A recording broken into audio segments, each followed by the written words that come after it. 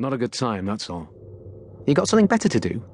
The time of King Arthur is not a good time. Smelly, dirty, dangerous. You'd hate it. Besides...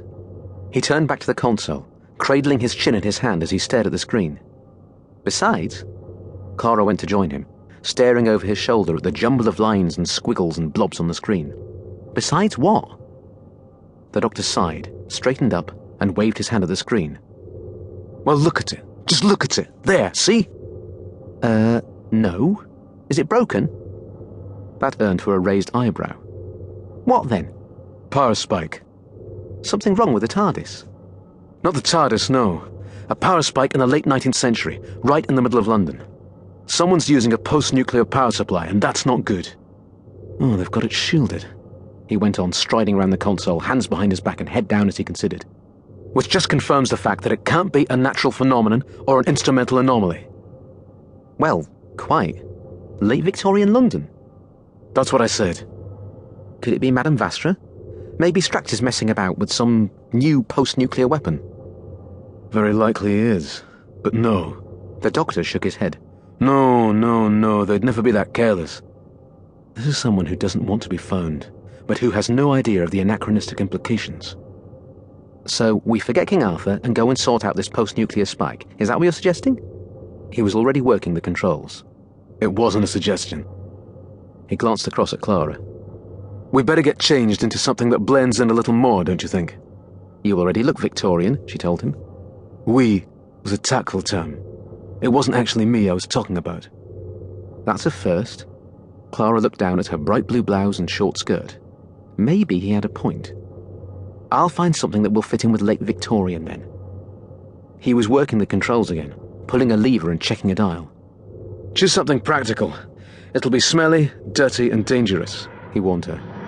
You'll love it.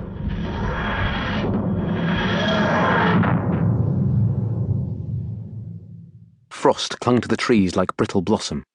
The snow was filmed with a thick crust where it had frozen over. Icicles looked as if they had sprouted from the undersides of windowsills and ledges. Most impressive of all, the wide expanse of the River Thames was a sheet of opaque ice. There's a definite nip in the air, the doctor observed. Clara's breath misted in front of her. You can say that again. Well, not actually say it again, she added quickly. He could be so literal sometimes. The TARDIS had landed in a narrow, deserted street close to the river. Judging by the lack of footprints in the snow, it was not a street that saw a lot of traffic. So, have you got some instrument that can lead us to this power source? Clara asked as they set off along the pavement beside the river. Power spike. It's not a source. It was a spike that came from a source. Which is different, right? Right. And because it was a spike, it just happened the once. So now it's gone, and there's nothing to detect. Unless it does it again. Unless it does it again, in which case... He pulled the sonic screwdriver from his pocket and checked its settings. In which case we'll know. But we can't just wait for it to happen, because it might not. So, how do we find this power source, then? We investigate. The TARDIS landed us as close as she could, but we could still be a couple of miles away. Oh, is that all? That's not bad over several centuries and few million light years.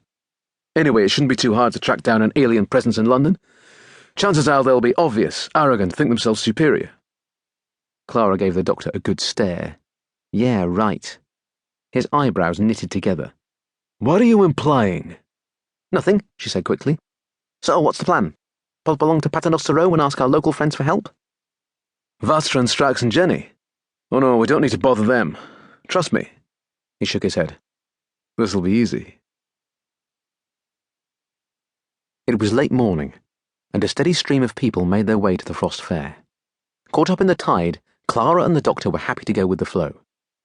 So it's not desperately urgent, this power spike, Clara said through a mouthful of roasted chestnuts. The doctor was examining a baked potato, trying to work out how best to attack it. We're investigating, he said before taking a huge bite.